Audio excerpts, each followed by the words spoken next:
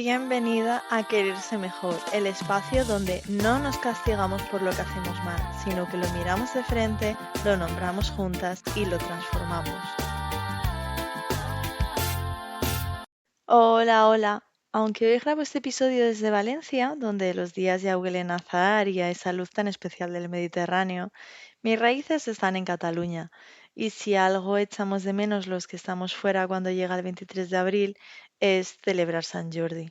Si no la conoces o no la has vivido nunca allí, déjame que te pinte el cuadro, porque es, sin duda, mi tradición favorita en todo el mundo. Ese día las calles de las ciudades y los pueblos catalanes se transforman por completo. No es un festivo de quedarse en casa, es un día para salir, para mezclarse. La tradición dice que se regalan rosas y libros, una combinación que a mí me parece insuperable. Imagínate las aceras inundadas de cubos llenos de rosas rojas y las plazas tomadas por kilómetros de mesas de libros. Es un día donde el dragón de la leyenda no da miedo, porque lo que celebramos es la cultura y el afecto. Pero más allá de la leyenda de caballeros y princesas, lo que se respira es una celebración colectiva del amor en todas sus formas. Y claro, esta semana hay una energía muy particular que empieza a flotar en el aire unos días antes de que llegue el 23 de abril. Para mí, San Jordi siempre ha tenido algo de tregua. Es un día en el que parece que todos nos ponemos de acuerdo para bajar las revoluciones y simplemente apreciar. Apreciar una historia, un color, un detalle.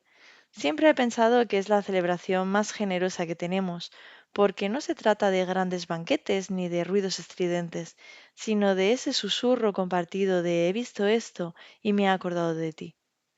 Recuerdo perfectamente un año en el que decidí salir sin rumbo. Mi único plan era no tener plan. Me sumergí en la masa de gente, pero en lugar de agobiarme me puse las gafas de observar. Me detuve un rato largo ante una parada de libros de segunda mano. ¿Te has fijado alguna vez en cómo la gente elige un libro? Hay algo casi sagrado en ese gesto. Pasan los dedos por el lomo, leen la primera frase, lo huelen, dudan. En ese momento me di cuenta de algo que cambió mi forma de entender ese día. Siempre nos han vendido el romanticismo como algo que sucede entre dos, pero allí, de pie entre la multitud, empecé a ver hilos de amor que no encajaban en la foto típica de la pareja perfecta. Vi a una mujer mayor comprándose una rosa para ella misma con una sonrisa de absoluta complicidad.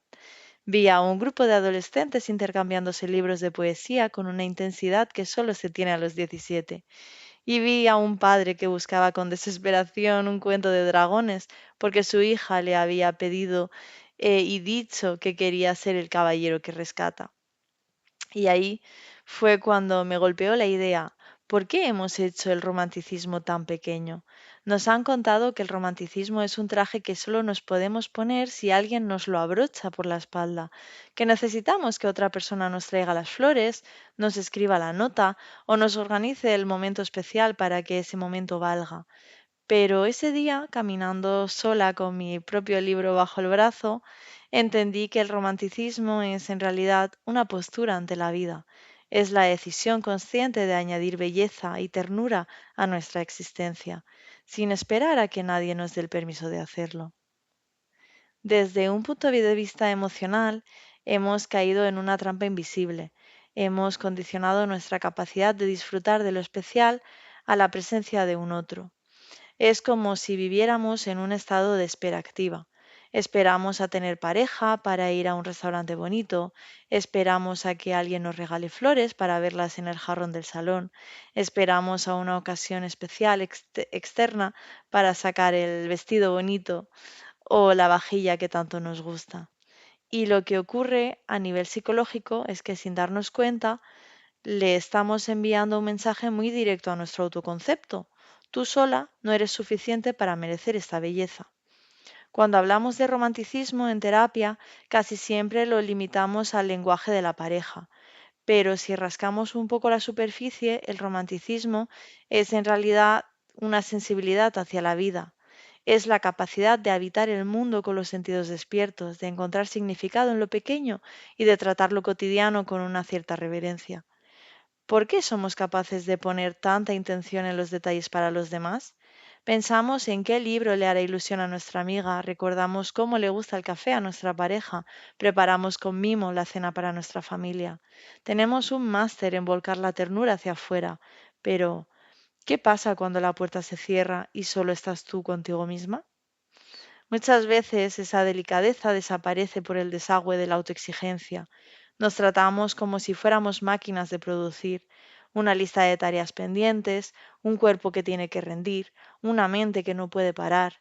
Y en esa búsqueda de la eficiencia, lo primero que sacrificamos es lo innecesario. Y para nuestra mente crítica, la belleza suele ser lo primero en la lista de cosas prescindibles. Sin embargo, el diálogo interno, esa voz que te acompaña desde que te despiertas hasta que te duermes, define la calidad de tu realidad. Si tu diálogo interno es un capataz que solo te pide resultados, el romanticismo muere. Pero si empiezas a introducir una mirada más tierna, la vida deja de ser algo que simplemente hay que gestionar o sobrevivir y se convierte en algo que también se puede saborear. Recuperar ese romanticismo consciente es un acto de soberanía. Significa entender que no necesitas que nadie te valide para crear un momento especial. Significa darte permiso para cuidar tu entorno, tu tiempo y tus rituales con la misma intención con la que cuidarías a la persona que más amas en el mundo. Porque cuando dejas de externalizar el romanticismo, algo cambia profundamente en tus relaciones. Dejan de ser una fuente de suministro de la que dependes para sentirte especial y pasan a ser un espacio donde compartes la abundancia de que tú ya has aprendido a crear para ti misma. Te confieso que a mí me costó muchísimo llegar a esta conclusión. Y te lo digo desde la honestidad más absoluta.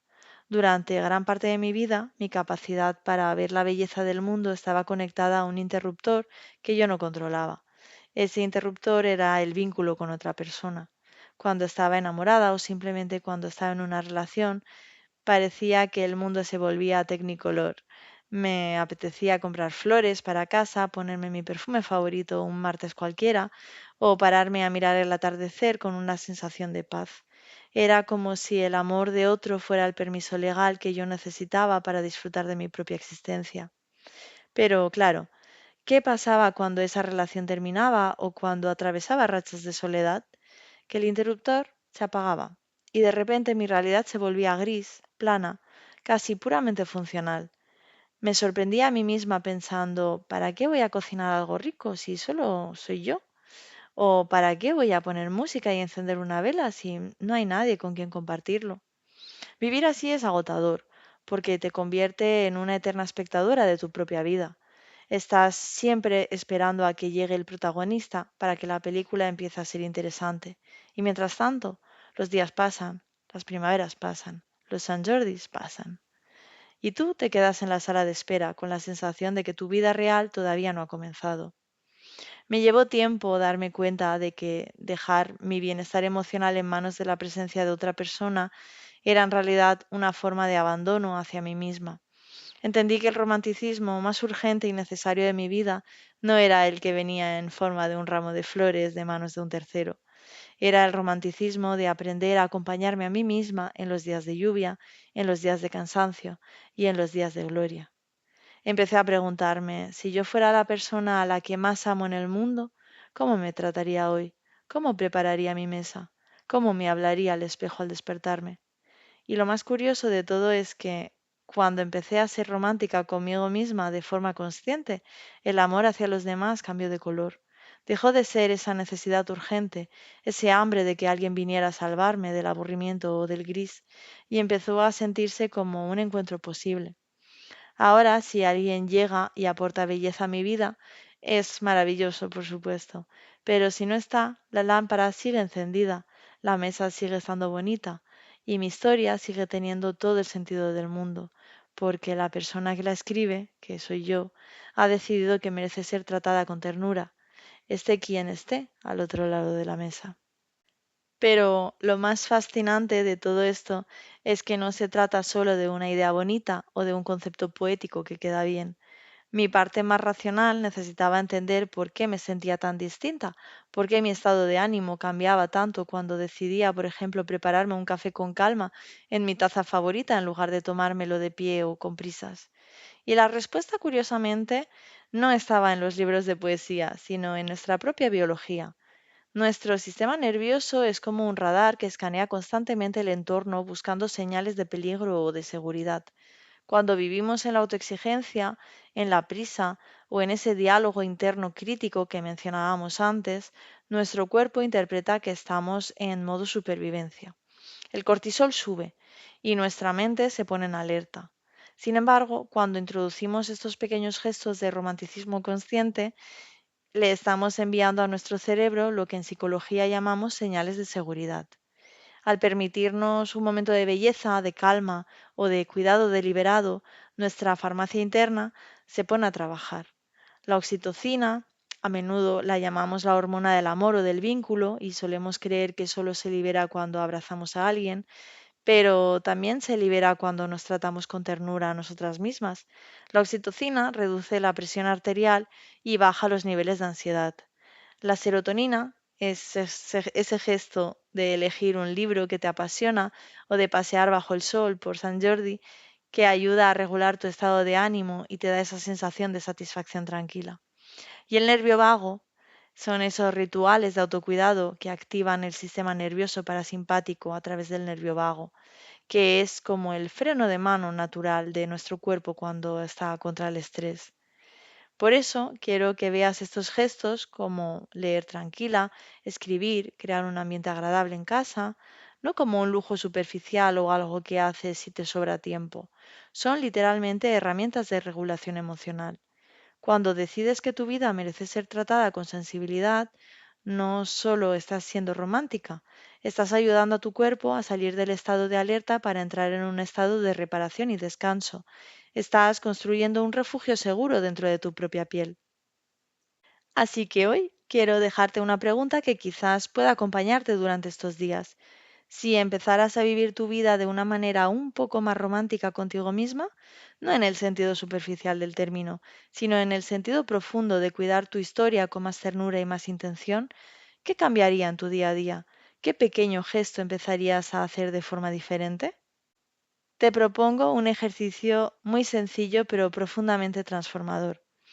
Quiero que elijas un solo gesto que normalmente reservarías para alguien a quien estás intentando conquistar, para alguien de quien estás profundamente enamorada o para una ocasión especial que siempre parece estar en el futuro. Y quiero que esta semana ese gesto sea para ti. No tiene que ser algo grandioso ni caro, de hecho, la magia suele estar en lo pequeño. Aquí tienes 3 ideas para inspirarte, pero elige la que más resuene contigo. La mesa para una. Si vas a cenar sola una noche de estas, no lo hagas de pie en la cocina ni mirando el móvil. Pon un mantel que te guste, usa esa vajilla que guardas para las visitas, sírvete una copa de vino o de tu agua con gas favorita y enciende una vela. Trátate como a la invitada de honor de tu propia casa. La cita literaria. Aprovechando San Jordi, regálate una hora de lectura sin interrupciones. Pero prepárate el escenario. Busca tu rincón favorito, ponte música tranquila de fondo y apaga las notificaciones. No es leer un rato, es una cita contigo y con esa historia. Y el detalle sensorial. Cómprate esa flor que te ha hecho sonreír al pasar por la floristería o usa ese perfume que te encanta aunque no tengas ninguna reunión importante. Hazlo solo por el placer de olerlo tú. La clave de este ejercicio no está en el objeto o en el plan en sí, sino en la dedicatoria silenciosa. Cuando estés preparando esa mesa o abriendo ese libro o poniéndote ese perfume, quiero que te digas internamente, hago esto porque mi vida merece ser tratada con esta delicadeza. Observa qué pasa por tu cuerpo cuando lo haces. ¿Sientes resistencia? ¿Sientes que es una pérdida de tiempo? ¿O sientes quizás un pequeño alivio en el pecho? Esa sensación es tu sistema nervioso relajándose al recibir, por fin, una señal de que estás a salvo y de que eres importante para la persona más influyente en tu vida, tú misma. Y aprovechando que estamos en la semana de San Jordi, mi recomendación no podía ser otra que un libro que para mí ha sido una auténtica brújula en los últimos años. Se trata de El peligro de estar cuerda, de Rosa Montero. Si alguna vez te has sentido demasiado algo, demasiado intensa, demasiado sensible o simplemente fuera de lugar, este libro es un abrazo necesario. Rosa Montero hace algo valiente. Mezcla su propia experiencia con la psicología y la vida de grandes escritoras para explicarnos que ser diferente no es un error de fábrica, sino un superpoder. Te lo recomiendo para este San Jordi porque leerlo es un ejercicio de romanticismo consciente hacia tu propia mente. Es una invitación a dejar de pelearte con cómo eres y empezar a mirar tus luces y tus sombras con una curiosidad llena de amor. Si buscas una historia que te ayude a entenderte mejor mientras disfrutas de una escritura brillante, regálate este libro. Es de esos que terminas con el corazón un poquito más en paz. Así que cuando esta semana camines por las calles y veas este estallido de rosas y este murmullo de gente entre libros, quiero que hagas un pacto contigo misma. No mires las rosas como algo que ojalá alguien me diera. Míralas como un recordatorio de que la belleza ya está ahí y de que tú tienes toda la autoridad para invitarla a tu vida hoy mismo. No esperes a que el mundo sea perfecto para tratarte bien. No esperes a tener la relación ideal para encender esa vela, para estrenar ese cuaderno o para leer ese capítulo pendiente. Tu historia está sucediendo ahora mismo y merece ser narrada con ternura, con paciencia y con ese romanticismo profundo que nace de saber que tú eres tu mejor compañera de viaje. Gracias por acompañarme en este viaje de hoy por las calles llenas de rosas de nuestra propia historia y por los libros que todavía nos quedan por escribir sobre nosotras mismas. Ojalá este San Jordi, estés donde estés, encuentres ese momento para ser tu propio caballero, tu propia princesa y sobre todo, tu mejor compañía. Nos escuchamos en el próximo episodio y mientras tanto, por favor, cuídate mucho y quiérete siempre un poquito mejor. Nos vemos pronto. Chao, chao.